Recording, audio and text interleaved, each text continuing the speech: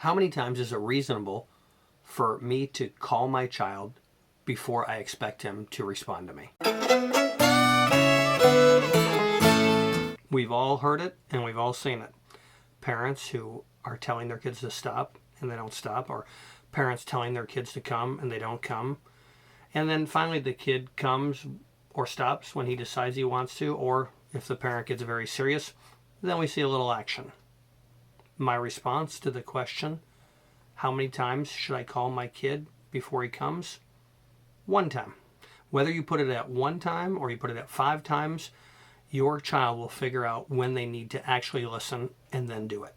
If our kids did not listen to us the first time we talk to them, we have nobody to blame but ourselves because we have not been diligent to require immediate obedience. I want to give you 3 reasons why it's important that our kids obey us the first time we talk to them. Number 1, for their security. If your kids have the habit of listening to you, when they are at a moment of danger and you call to them, then they will stop or they will go. However, if your kid is not in the habit of listening to you when you talk to them and they're about to walk out in front of a pickup truck and you holler to them and they're used to ignoring you, they may ignore you at that moment and get run over. So it's very important for their security that we teach them to obey immediately when they're spoken to. Second, for their socialization. In the real world, we always have authorities over us, whether it's teachers, whether it's an employer at a job, whether it's a coach on a team. And if our child learns to obey us right away and do what we say, they're going to have a much better experience on their sports team, a much better experience at their job, a much better experience at school if you send them to school. And so we're preparing them for success. By making them obey us, we're helping them as they socialize in the context of our society.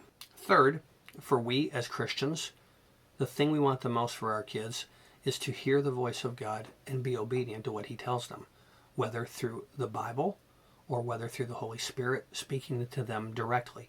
We want them to obey what God says. As we insist on them becoming obedient to us as their earthly authority when they're children, they learn the importance of obedience. Then as they continue to know God throughout their childhood and their adolescence, they get into a habit of listening to authority, even and especially God's authority. Now, obviously, it's normal for kids to want to run around and yell and be crazy.